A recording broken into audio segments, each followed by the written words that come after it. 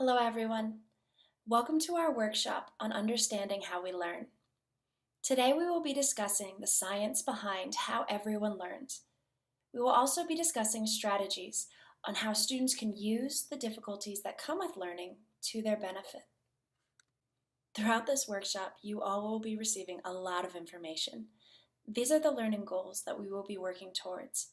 By the end of this workshop, students will be able to list the 3 parts of the learning process, explain the purpose of retrieval cues, define desirable difficulties of learning, and summarize the generative learning strategy and include reasons why failure contributes to generative learning.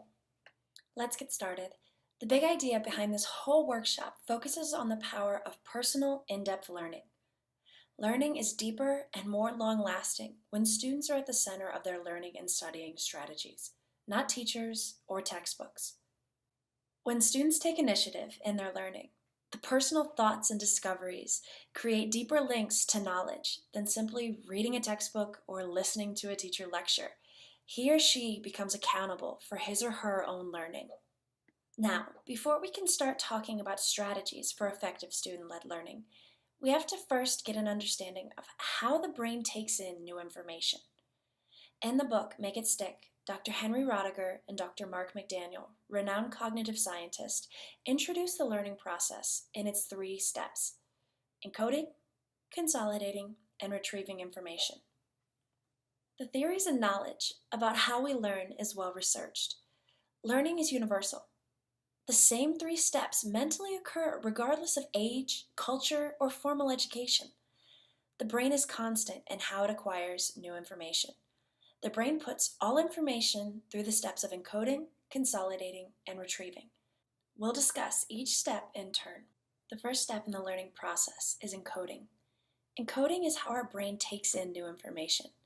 Using the 5 senses, the brain takes in different observations, meaning different sights, smells, or noises. The brain then transforms those observations into logical thoughts of short-term memory. The brain can observe many different sensory observations at one time.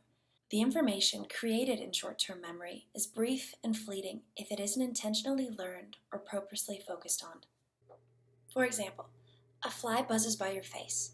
Your brain will automatically and unconsciously decipher the buzzing noise and the speck that flew by. It concludes that it was a fly you should swat at. Those quick steps are the encoding process. This information, however, isn't important enough to engage your brain deliberately. Therefore, even a few hours later, you may forget that you even saw a fly. The information isn't deeply entrenched in your brain's memory. This brings us to step 2. Consolidating takes the little pieces of encoded short-term information and increases the strength of the memory. The single pathways of neural information get attached as information moves from short-term into long-term memory. This process requires effortful practice and repetitive exposure to the information. Doctors Wamsley, Tucker, Payne, Benavides, and Stickgold, a team of neurologists, performed a study that also proved that the brain uses sleep and dreaming to help consolidate the needed information. This information connects together to make strong interconnected networks of long-term information memories. So essentially, the stronger your consolidation process is on a topic, the stronger your knowledge base is on that topic. Think about consolidation as the braiding of a friendship bracelet. The strand of yarn is a piece of information on a topic.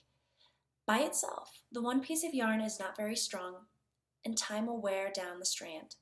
However, if you take the time to connect the strand of yarn to other strands, the resulting bracelet is strong and developed enough to be worn for a long time. It's the same idea with thoughts and memories.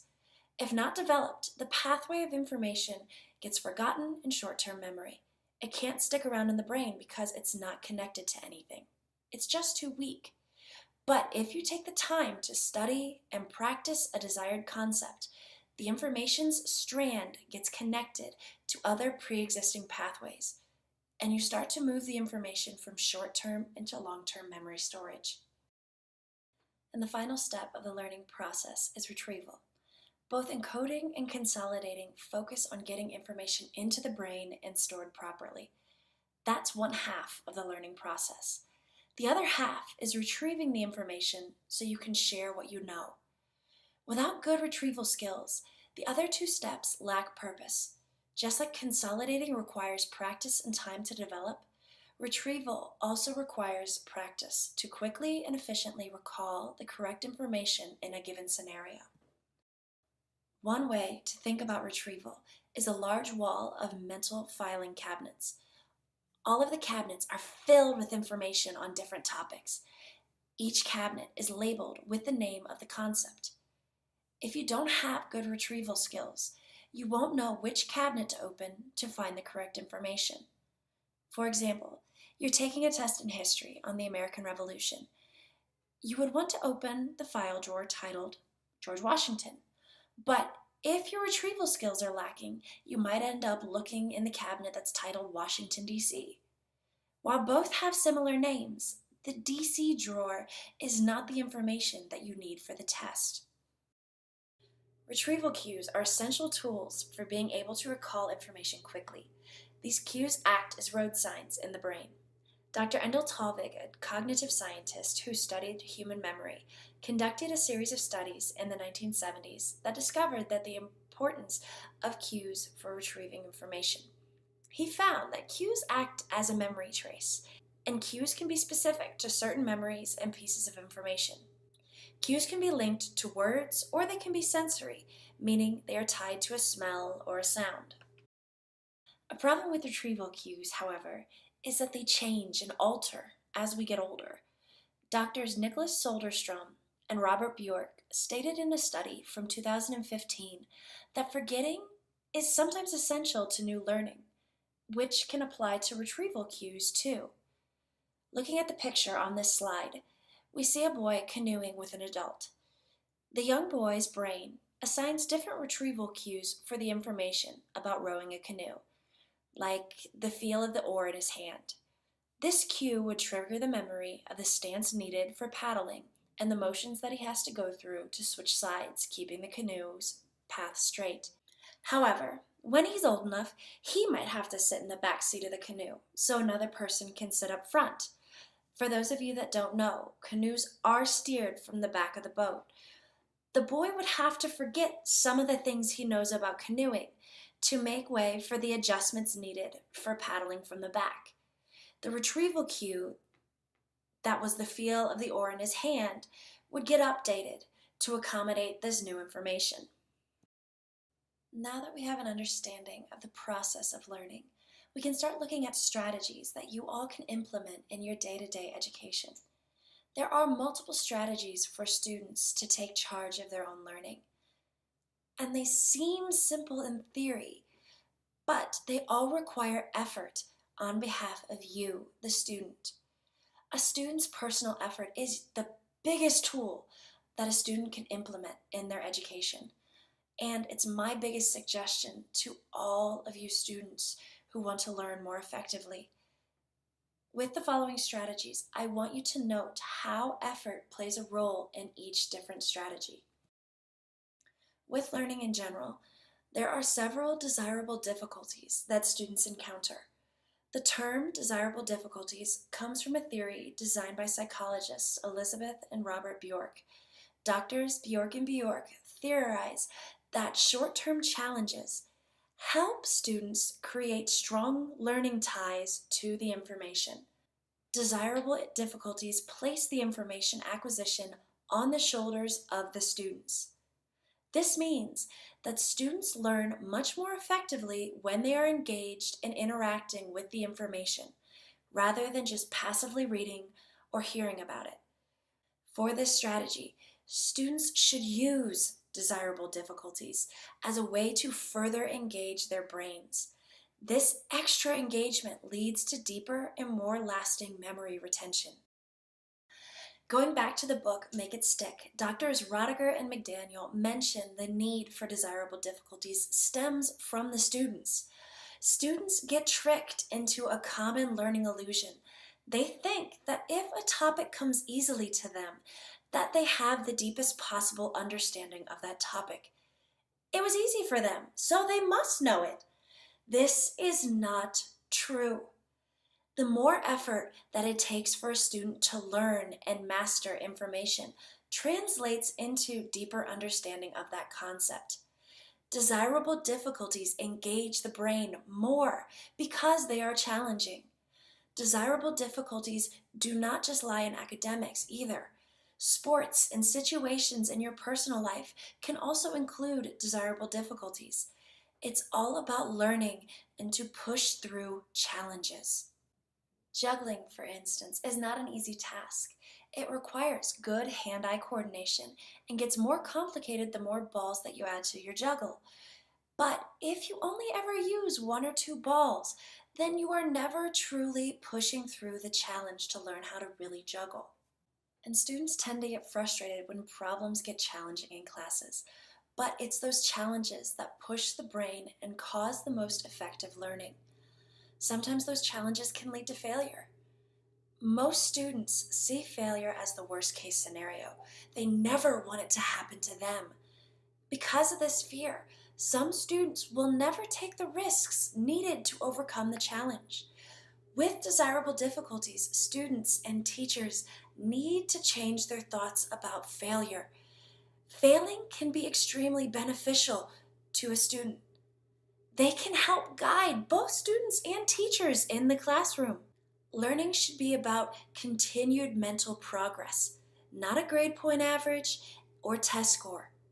Failure isn't the end of the learning process. It's a stepping stone to deeper understanding. By using any failed test or assignment as a starting point to continue learning, your thoughts go from "I'm a failure" to "oh, I could still improve on this topic and this topic." And you would restart your study practices with those two topics. This increases practice repetition and strengthens the consolidation of information. With desirable difficulties, students have to come to terms with the idea of failure. In the 1950s and the 1960s, a theory called errorless learning became popular. This theory brought in the idea of failure was due to a fault in the teacher's instruction, which led to a large switch in instruction strategies. Spoon-fed blocked practice, where you would cover one topic at a time and then test it immediately after learning it, became popular. This style of teaching disrupts the learning process. It doesn't allow the information to consolidate into long-term memory. It looks effective because testing immediately after learning allows students to use that short-term information while it's still in their brains. There's been multiple studies that look at the long-term retention of quickly instructed information. In every study performed, the student's retention goes way down after a few days. Spelling tests are an example of this. Students study 10 words for a week. They pass the test on Friday, but then forget how to spell them the very next week. Those words never got transferred into long-term memory. Over the years, the best styles of learning and studying have been found to be brain and memory-driven strategies. Generative learning, for example, is a learning style that focuses on student-led problem solving. Generative learning occurs whenever students are using their brains and their memories to answer questions and approach academic situations. This means that students are not relying on a teacher or a textbook to spoon-feed them the information. They discover the answers by themselves through trial and error of failures and successes. By adding student-led problem solving into daily thought processes, students can learn to have their brains and creativity fill in the gaps in their understanding. Using the brain increases learning because the brain is engaged and part of the deep memory formation. So when you're in class, try to use your brain and your own information first to tackle a problem. Only ask a teacher or consult a textbook if you absolutely cannot figure it out on your own. This may mean that you have to try on your own for a while. The effort needed for generative learning does take time. But you need to give your brain a chance to develop the information pathways before giving up. You can do it. You can include generative thinking strategies into your study habits as well. Memory-led study habits are examples of generative learning. Study habits like flashcards, review games, and teaching a peer about the topic are all opportunities to use your brain's power to recall information and overcome challenges. These strategies are more beneficial than rereading your notes or the textbook to study. They do take longer, especially if you can't remember the information right away. But your brain uses this practice to form information cues for your retrieval pathways to get to the information that you need. These pathways can't develop if your brain is not engaged. So remember, brain over book whenever possible. As I just stated, peer instruction is a strategy that can be a part of generative learning. Peer instruction is the learning style that practices students teaching students. You become the teacher. When you have to teach a topic to your peers, you are required to look at information in a new way. You switch roles. So it isn't just a matter of solving the problem or answering the question. You have to become the teacher and walk your peers through your thought process. This, once again, requires deep focus and engagement of your brain in your learning. The textbook can't teach you how to instruct your peers. Your brain has to tell you. Reflecting is the final strategy you can use to help guide your understanding and learning. After a lesson or a unit, mentally go back over your work. The simple act of reflecting incorporates several different mental activities that your brain will go through. You have to first practice retrieval skills, going over the knowledge from the lesson. You then elaborate on that knowledge by connecting the new information to previous learning. You are also generating next steps to continue your learning into the next lesson. All three of these steps require focused effort and deliberate thought, which increases learning. The final step would be to write down your reflections to push your learning beyond simply thinking. You're doing, you're writing, you're learning. So in summary, learning is a complex process that needs time and effort to achieve because it's full of difficulties that students need to overcome. By developing effortful, student-led learning strategies, students receive the tools for deep learning. You all know how the learning process works and how to use retrieval skills and to help navigate through challenges to the correct information needed. Generative learning and using failure as a trial and error method can help you utilize desirable difficulties for your own personal benefit. You just have to make the effort and become the best student that you can be. I hope this workshop was helpful, and I hope you all have a great day. Here are the references that I used throughout this workshop.